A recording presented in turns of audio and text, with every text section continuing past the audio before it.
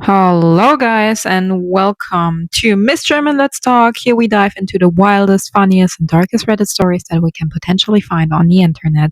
So grab a drink, sit back, and let's start with today's episode. So we have one Reddit user who is writing down, what are your roommate's horror stories? And let's get right into the first one. Not me, but my cousin had a roommate, her freshman year of college, that had listened to Harry Potter book one on tape every single night to fall asleep. My cousin bought her headphones, but she refused to wear them because they hurt her ears. She would play it on a portable speaker loud enough to keep my cousin awake all night. The worst part, she wouldn't even start the tape when she left off the previous night. She would play the beginning every night over and over again. Mr. and Mrs. Adam Dursley of number 4 Private Drive. Okay, and then she wrote down after some time, it gets worse. Turns out the roommate wasn't even a fan of the series, had never watched any of the movies or read the other books, didn't know any character, and as far as my cousin knows, she never even finished the first book because she'd fallen asleep every single time she started it. Damn. I mean, okay, there's so much wrong with that. I feel like the roommate just did it on purpose at this point, like it's either they need the beginning of it so that their brain can like shut down, which doesn't make sense to me much, but like they did it on purpose, either because they didn't want a roommate or and let's be honest, it's such a waste when it comes to Harry Potter, right? Because Harry Potter stories and even like the audiobooks, the books, and the films, they are quite amazing, all of them together. And if you like are such a brat who just starts over and over again, and then you have your roommate, and then you have no respect towards them, and also their privacy, and also their sleep schedule, to just like refuse to wear headphones. Her headphones are not supposed to hurt, so I don't know what hurt her ears means, but I'm sorry for you, honestly. Let's get to the next story. I used to live with three other girls. I got along with one of them really well, but the other two were casual friends at best. I know most people like to say that they're the one who does the dishes the most, but generally it was me who took care of it.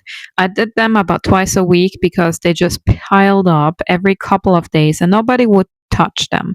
No big deal. I figured that everybody has different rates for when they want to do dishes, and if my roommates only wanted them washed once a week or so, then I was the odd man out for wanting them cleaned twice a week. So I usually just ended up doing it myself. I didn't mind. We had a lot of other little conflicts over the semester, but I always kind of prided ourselves on the fact that we were never had a quarrel about dishes. Listen, if you're living with another person and that other person doesn't like dirty dishes, it is not a big deal that you just eat and then you clean it for 2 seconds and then put it back into where it's supposed to be, right? Or if you're really, really, really that busy, just like buy a dishwasher. Fast forward a year, I'm living with some new roommates who were friends with the old ones. I'm telling them about the dishes and how I felt that if somebody in the apartment wants a certain chore to be done a certain way, they should do it themselves and not expect everyone else to cater to their needs if nobody else cares about it. One of them gets a weird look on their face and I ask what's up. She says those girls said you never did the dishes. They said you let them sit in the sink for 3 days without cleaning them. Turns out that girls in the apartment really wanted the dishes done every day, but they were too passive aggressive to actually talk to each other about it. So they just let them sit in the sink for 3 days until somebody cracked and did them as punishment. It was absurd. You are a 20-year-old woman and you can't talk to your roommates about some dishes? Okay, well, if it's really such a big thing with like doing the dishes and you guys girls cannot talk about this, then first of all, you guys have huge communication issues, all of you, and honestly, then just everybody does their own dishes. I mean, you should be able at the age of 20 to just clean after yourself. It doesn't matter if your parents like at this point like taught it to you or not. Be like an adult that you are supposed to be and clean after yourself, pay your bills and do your job, right? So take care of your life because your 20s matters and that's where you learn about life the most, right? Next story. Okay, here we have a really, really long story about a user who seems to very need to vent here. I had a few roommates when I was living in the dorms my freshman year in college. They were good people all in all, and we had some good times. But as with just about every college experience for most of us, there was one guy who liked to drink a lot. One night, I came home at like 3 in the morning to find our drunk roommate just standing over one of our roommates' bed, staring at him awkwardly. And this is all Walking Dead looking stupor. I could tell he was plastered because he was kind of rocking around in silence in the dark. Honestly, it was a bit creepy, so I called out to him in a whisper, Mike. He turned his head towards me relatively quickly, head bobbing all around, and slowly raised his finger in front of his mouth and quietly shh me like fucking Elmer Fudd hunting rabbits. He held his finger there for another few seconds and nearly incoherently muttered, Fuck this guy. Oh wow. If you could permit me to quickly paint a picture of what Mike looked like and what Rob looked like, you understand why this was a really huge problem. They were as polar opposites as you could imagine in just about every capacity. Mike was a surfer from Los Angeles, shorter, skinnier kid with long hair and a stoner attitude. Rob, on the other hand, grew up on a farm and was substantially larger and substantially more fit than Mike, and he never fucked around. Dude was serious always. Now, Mike must have already had it without me noticing because he was primed and ready to fire without me even realizing what was going on. All I heard was the sound of water hitting cloth, and that's when I saw it. He had started to pee on Rob, who up until that moment was fast asleep. Rob, waking up to what he thought was just warm water, quickly realized that was what was happening and proceeded to jump out of bed and grab Mike, who was still peeing on him up until this point, and threw him across the room, honestly, as he should, off the far wall. He looked like a fucking rag doll bouncing off the wall, hitting the desk below and then onto the ground. Mike didn't say a word. He stood up, quietly tucked himself in, and proceeded to walk right past Rob and climb back into his bed. Rob looked at me, looked at our other roommate who was now awake behind me, and looked back at Mike. All of us had this dumbfounded look on our face except Mike, who was, of course, within seconds already starting to quietly snore. I honestly will never forget the sight of Rob standing there in the middle of the room with urine dripping down his face, off his shoulder and down his arms, with this absolute befuddled look on his face as he tried to process what the fuck just happened. I think it angered him more to hear Mike snoring because he angrily turned on his bed and tried to wake him up by shaking him violently and first and then hitting him in his back, arms, and head. Nothing. Mike was just out cold. The rest of the year went as you could imagine. It was an experience. Well, guys, I can't imagine how it actually went on with those two. I mean, honestly, I'm so sorry, Rob. I'm pretty sure you don't like this dude at all after he peed on you. And at one point, Rob, I wouldn't be even mad at you at any point. Anybody would be mad at you if you would like beat the shit out of him because Mike seems like that kind of guy who doesn't have his life together. I'm sorry to say it.